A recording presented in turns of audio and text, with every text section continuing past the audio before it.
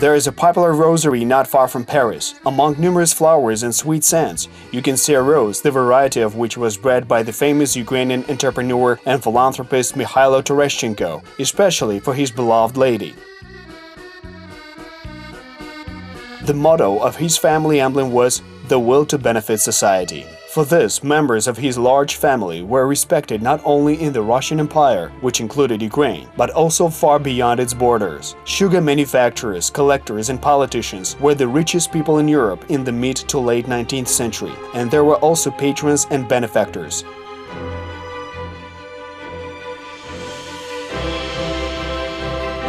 Mykhailo Tereshchenko was a patriot and an exile.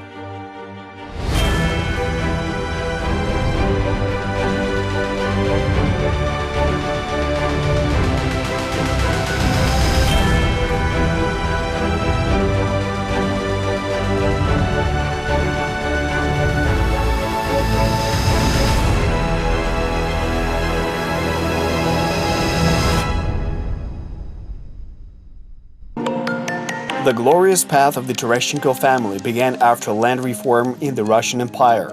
In 1861, the Tsar decided to abolish serfdom. Then many peasants received manors, and the upper classes were granted land, sale, and purchase rights. The founder of the dynasty, Artem Tereshchenko, focused on the agrarian sector. He gradually began purchasing the property of bankrupt landowners. Already by the early 20th century, he had owned almost 200,000 hectares of land. This made him one of the largest landowners in the state. In 1870, the Tereshchenko family owned about 10 sugar mills. They disposed of the mills and distilleries. Products worth more than 21 million rubles were manufactured there annually. This obviously provided millions in profits. The lion's share of the huge fortune was not transferred to the accounts of foreign banks, and the family spent it on charity, developing culture, science, improving workers' welfare, and supporting the poor and needy. The name of Mykhailo Tereshchenko was etched in gold in the history of the patronage.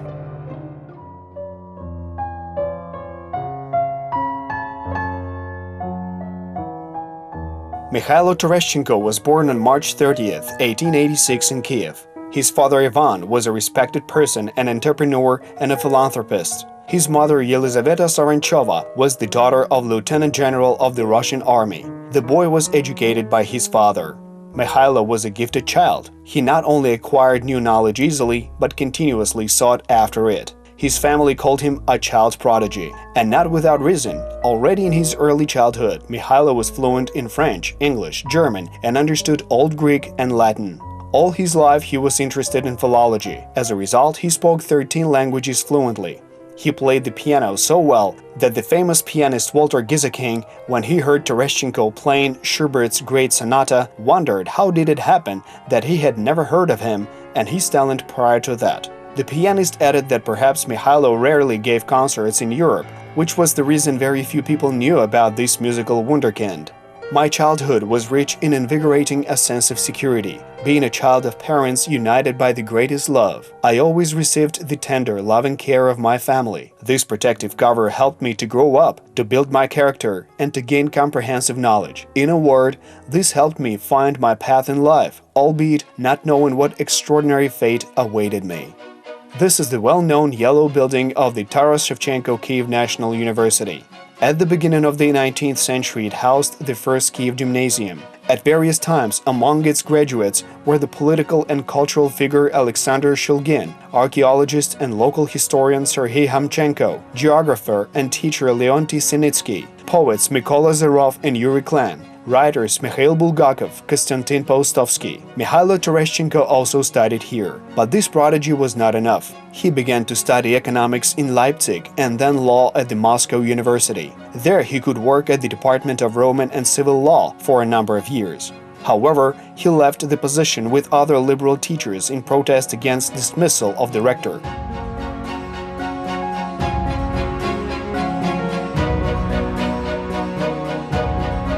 Mykhailo focused all his knowledge and experience on running his family business, which he inherited at the age of 17. His grandfather and father died in 1 year, but the young man was not broken by the grief of loss, nor the burden of responsibility for his family and business. His enormous inner strength helped him to dispose of millions of rubles in a rational way, and he always ascribed to his family credo to support those who suffered and to patronize art. His grandfather's testament was that 80% of his profits should be shared to help the advancement of society. Monaco. Chic casinos, berths with expensive yachts, rich fashionable women and men. This is about Casino Royale, one of the legendary gambling houses in Monte Carlo. Its refined architecture in the Napoleonic style of the late 19th century has been seen by gambling people from all over the world. Mykhailo Tereshchenko traveled there especially to celebrate his 21st birthday.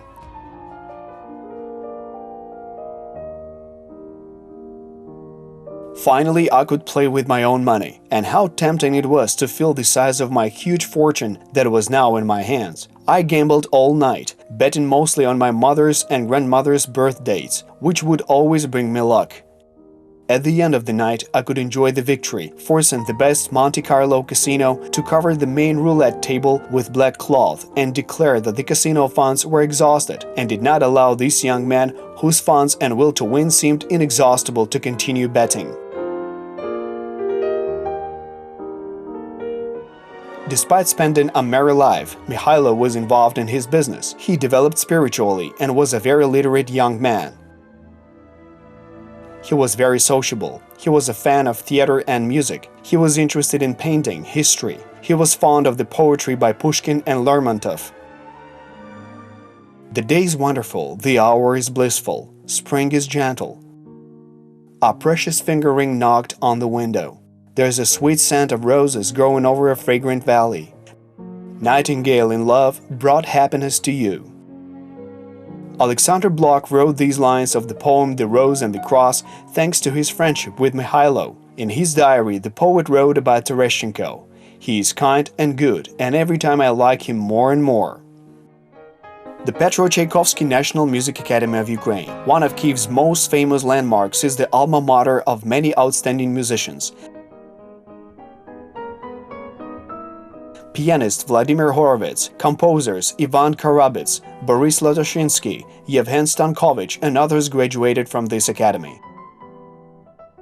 And in 1913, a conservatory was opened here. Tereshchenko took an active part in its construction and outdoor amenities.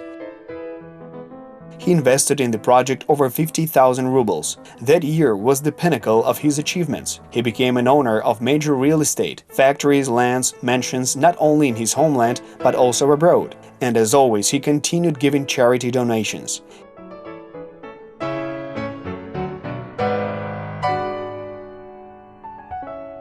He was admired, respected, and many women were in love with him. But there was only one woman who captured his heart.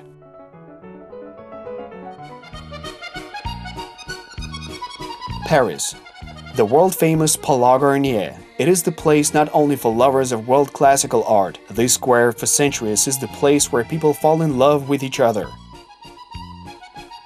Not far from the magnificent Muse building, there was a flower market in the early 20th century. Spectators who rushed to the show could always buy there a bouquet of fragrant roses, lilies, or violets for their idols. Here, during one of his European weekends, Mykhailo Tereshchenko met a French woman named Margaret Noé.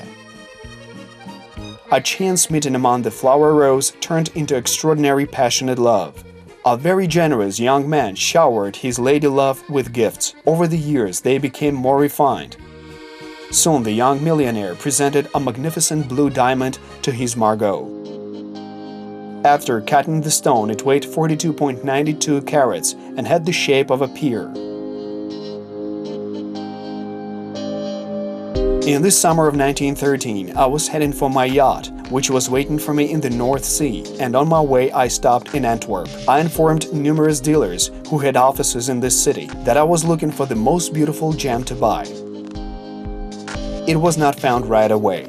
But on my way back, I was offered a delightful diamond, truly unique, the most beautiful and rarest of all I had ever seen. I purchased it from Margaret regardless of its exorbitant price that was requested for this uncut diamond, which was secretly brought from India especially for me. To emphasize the value of the gem, Tereshchenko asked the jeweler to make it the central element of the necklace, on which 46 brilliant diamonds were harmoniously combined.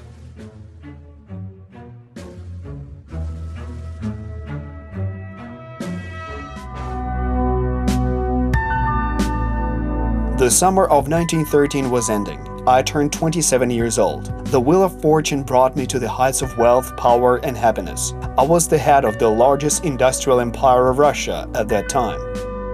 I cruised on a luxurious yacht and lived in the most magnificent mansions of St. Petersburg, Kiev, and Cannes. I was a brilliant lawyer and a world-famous financier, lover of the most beautiful woman in the world, who loyally awaited me in Paris and agreed to give me a child that we dreamed about.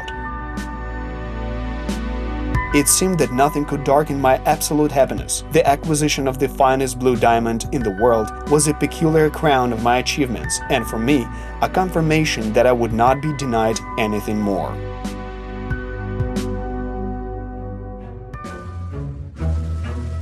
It seemed that everything was in abundance: energy, plans, money, love, luck, and fame. But the year 1913 was also a turning point in the life of Ukrainian entrepreneur. Tereshchenko's grandson Mikhailo recalled.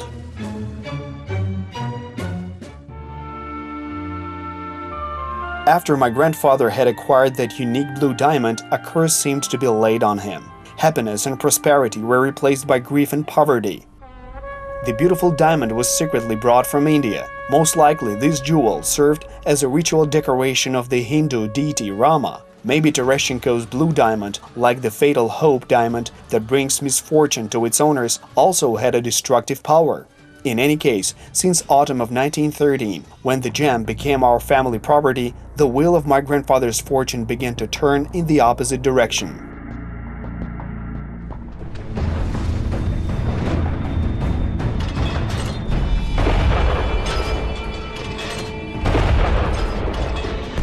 World War I broke out in August of 1914. Trains with the wounded stretched to Kiev. Mykhailo financed an opening of a 300-bed hospital. It was located in the building of the Mykhailo Tereshchenko School of Economics on Yaroslaviv Val.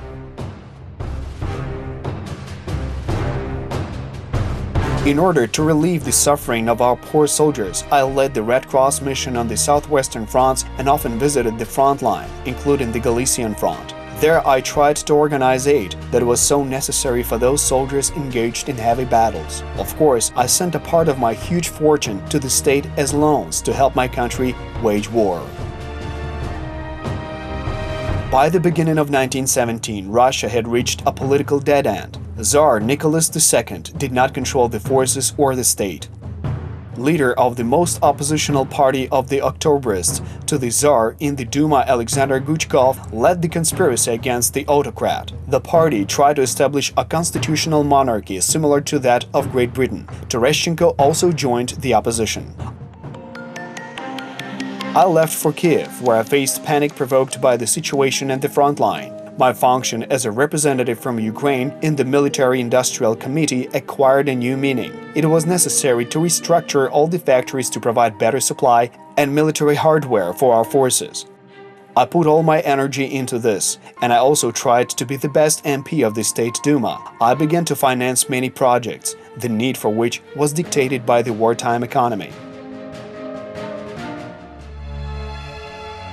On March 12, 1917, the Tsar decided to dissolve the rebellious Duma. However, several regiments defended the parliament. Shootings between military garrisons took place in St. Petersburg. 3 days later, the Tsar autocrat abdicated the throne.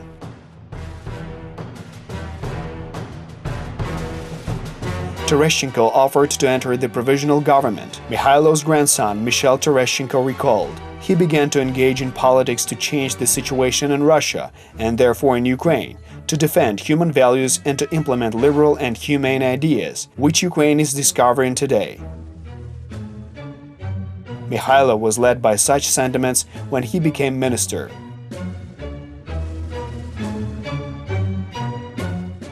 As the richest and most experienced, Tereshchenko was offered to head the Ministry of Finance in the Provisional Government of Russia. He became the first Ukrainian millionaire to represent the executive power. Initially, officials decided to continue participating in the battles of World War I to the bitter end. However, the treasury was empty. Urgently, loans from outside were needed. Tereshchenko personally started looking for money. The International Banking Consortium, American banks of Jacob Schiff, and the Rothschild brothers agreed to give loans. Mykhailo obtained loans against the pledge of his real estate. This allowed for the possibility to raise over 50 million rubles. Soon, the politician was proposed to head the Ministry of Foreign Affairs. In the spring of 1917, Ukraine formed its own democratic authority, the Central Rada. Its representatives telegraphed to Petrograd. They supported the policy of the provisional government. In Kiev, they hoped that the time to implement aspirations for the Federation of Free Peoples was close. In July, ministers Alexander Kerensky, Irakli Tsereteli, and Mykhailo Tereshchenko arrived in Kiev. Official negotiations were held with the participation of Ukrainian politicians Mikhailo Hrushevsky, Volodymyr Vinnichenko, and Simon Petlura. The result of the talks was an agreement with the Central Rada on transition of all southern Russian provinces under its jurisdiction. It was in fact the recognition of the national state territory of Ukraine. But in late autumn, the power in Petrograd was seized by the Bolsheviks led by Vladimir Ulyanov Lenin. Mykhailo, as a representative of the old regime, was imprisoned in the Peter and Paul fortress. The Bolsheviks agreed to release the ex-minister but demanded a ransom of 100,000 rubles. They claimed, in order to win the revolution we need money. In these turbulent times, Tereshchenko became in fact bankrupt. He spent all of his funds on military political needs of the country, his grandson Michel recalls. Grandmother Margaret saved grandfather. She managed to be granted a meeting with Lenin after staying for over 40 hours on the frost. Lenin did not agree to release Tereshchenko. And then my grandmother offered to give up that gorgeous blue diamond for the freedom of her beloved. This stone at that time was the second largest in the world. But Vladimir Lenin was not tempted and shouted that the workers' and peasants' revolution was not for sale. But Leon Trotsky, who was present during the conversation, later in exchange for a diamond, helped to organize Tereshchenko's escape to Europe. According to family legends, this fatal gem deprived the millionaire of everything, a Lebanese in his homeland. However, it saved him from execution by the Bolsheviks and returned him his freedom. Much later, in 1984, the blue diamond surfaced at Christie's. The gem was acquired by a Lebanese trader for $4.6 million. At that time, that was a record price that was paid on an open bid. Whether this valuable gem brought happiness and joy to its new owner remains unknown to this day.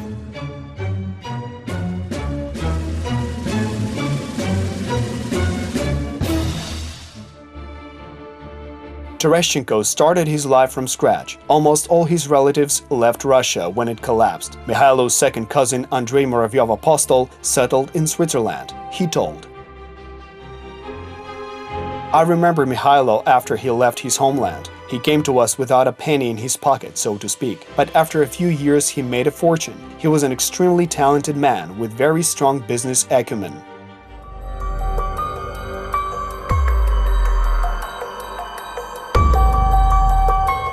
London. Today, the British capital is one of the economic and legal centers of the world. It houses headquarters of leading international firms. The millionaire Rothschild invited the financial genius to work here.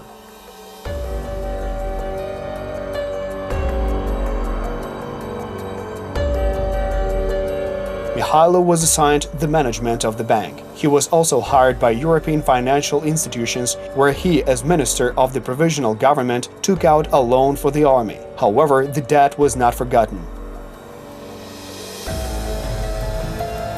Then Soviet Russia refused to return the empire's money. For several years, Tereshchenko's yacht and all his property abroad covered this debt. Even a part of what he earned had to cover the foreign debts to Mikhailo's native country.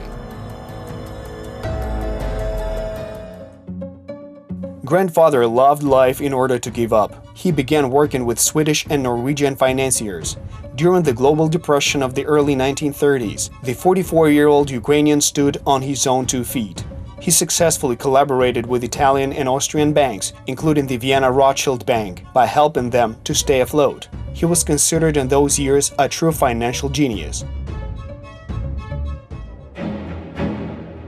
From March 12 to 13, 1938, Austria became part of Nazi Germany. For its leader Adolf Hitler, this provided the stage for an offensive against Czechoslovakia. On the last night before the Anschluss, Mykhailo Tereshchenko miraculously managed to transfer all the assets of the bank he managed from Vienna to Monaco. Thus, the Nazis did not get the millions they had hoped for. They said that Hitler declared the financier a personal enemy for this. Mykhailo finally covered his old debts, established one of the first offshore banks in the world, and successfully opened financial institutions in several countries of the American continent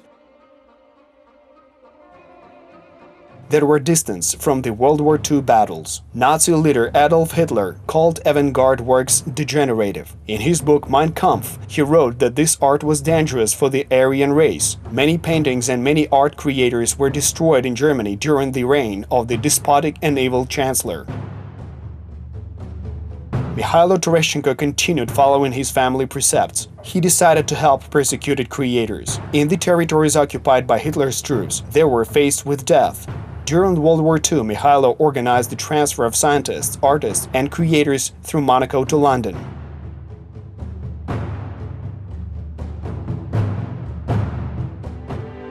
This ingenious and prominent Ukrainian died on April 1, 1956. The Times wrote, "It's a big loss for the financial circles of many European capitals. The name of the countryman is not forgotten in modern Ukraine."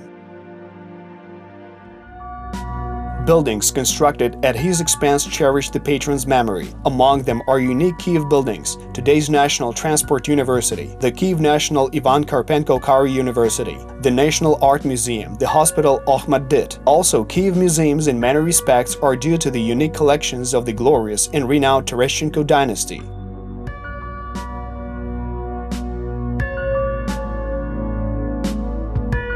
People from all over the world come to Kiev to admire the canvases of great painters.